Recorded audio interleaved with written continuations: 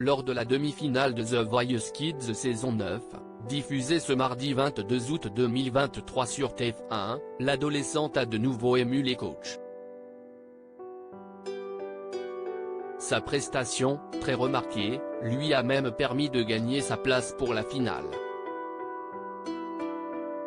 Si est-il la dernière ligne droite. Après 8 semaines de compétition, ce mardi 22 août avait lieu la demi-finale de The Voice Kids 9 sur TF1.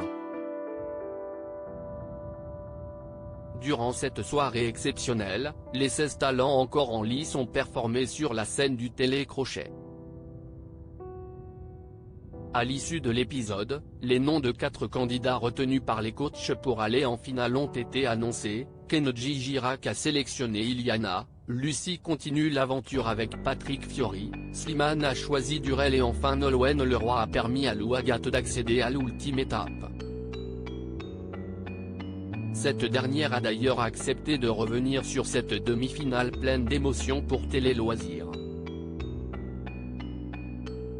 Je ne me sentais pas vraiment légitime, Lou Agathe revient sa victoire lors de la demi-finale de The Voice Kids 9 Télé Loisirs. Pensais-tu arriver jusqu'à une finale lorsque tu t'es présenté aux auditions à l'aveugle de The Voice Kids? Lou Agathe, absolument pas. Je manque de confiance en moi et ce n'est pas toujours facile de croire en mes rêves. Si est en franchissant chacune des étapes de The Voice Kids que j'ai pu me renforcer. En étant en finale, je touche du doigt un rêve que je pensais impossible à réaliser. J'avais tort. Que vas-tu ressenti lorsque Nolwenn Leroy t'a choisi pour aller en finale? J'ai fondu en larmes. Je ressentais des émotions mélangées. D'un côté, j'étais vraiment contente de moi, et d'un autre côté j'étais très triste pour mes camarades. Je n'arrêtais pas de leur répéter que j'étais désolé. J'avais l'impression de prendre leur place, je ne me sentais pas vraiment légitime. En coulisses, après l'émission, ils étaient tout contents pour moi. Nous étions très soudés et bienveillants les uns envers les autres, à l'image de notre coach. Tu as interprété la reprise de Paradis perdu de Christophe par Christine and the Queens. Pourquoi avoir choisi cette chanson? C'est la plus belle chanson française pour moi. Christine and the Queens est un artiste qui me touche énormément, qui a une grande sensibilité et j'avais envie de donner un nouvel élan à ce morceau. Si est la première chanson que j'ai interprétée accompagnée de mon piano. Les paradis perdus représentent mon monde imaginaire, mon jardin secret.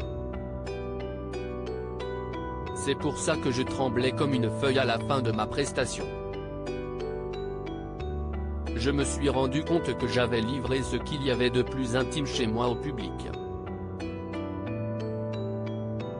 Si est la prestation qui me ressemble le plus dans toute l'aventure. Être si sensible peut être compliqué à vivre, Lou Agathe, The Voice Kids 9, a parfois du mal à gérer son émotivité. Que vas-tu penser de ton passage en demi-finale? Je n'ai pas l'habitude de dire ça mais je suis super contente de moi. Elle sourit, c'était ma meilleure prestation. Tu as fait l'unanimité chez les coachs. Que vas-tu ressenti lorsqu'ils ont tous cité ton prénom? Je ne m'attendais pas à ce qu'ils votent tous pour moi.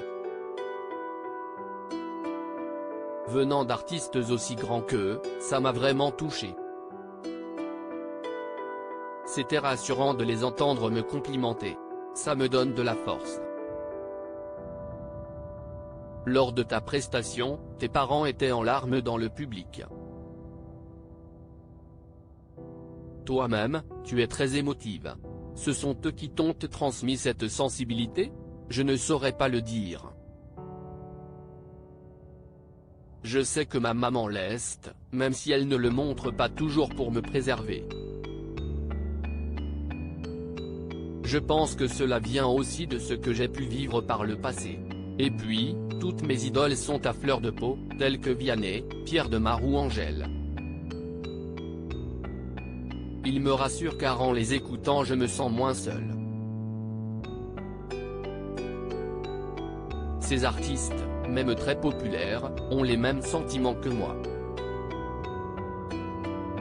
Parfois, être si sensible peut être compliqué à vivre car je cogite beaucoup. Qu'ont pensé tes camarades à l'école de ta participation à The Voice Kids? Quand j'ai pu annoncer ma candidature à mes copains, j'ai eu énormément de messages, même pendant la diffusion. Je me suis rendu compte que mes proches étaient là pour moi et qu'ils étaient fiers. Si est une force supplémentaire pour la finale. Nolwenn Leroy a été l'une de mes meilleures rencontres. Lou Agathe, The Voice Kids 2023, en dit plus sur sa relation avec sa coach au fil des primes. Tu t'es rapproché de ta coach, Nolwenn Leroy. Comment décrirais-tu votre relation? Entre nous, si est une rencontre d'âme. Nous ne nous ressemblons pas forcément mais nous nous complétons. Je l'ai senti dès les auditions à l'aveugle, si est pour ça que je l'ai choisi. Notre relation tourne autour de la bienveillance. Si est important pour moi d'être coaché par une femme aussi exceptionnelle et gentille. Elle me guide pour grandir en tant qu'artiste mais aussi en tant que jeune fille. À l'adolescence, on se cherche, on manque de confiance. Nolwenn Leroy m'aide à me relever quand ça ne va pas. Elle le voyait tout de suite quand j'étais au bord des larmes lors des répétitions. Elle me répétait que ma sensibilité n'est pas un défaut, mais une force. Nolwenn a été l'une de mes meilleures rencontres dans l'émission. Entre le tournage des émissions et la finale en direct le 29 août prochain, il s'est écoulé plus de 6 mois. Qu'as-tu fait pendant cette période? Après la demi-finale, j'ai décidé de prendre soin de moi. Il fallait que je me soigne mentalement. Je me suis remise en question car j'avais l'impression d'avoir volé ma place en finale. Aujourd'hui, je me sens prête pour cette dernière ligne droite.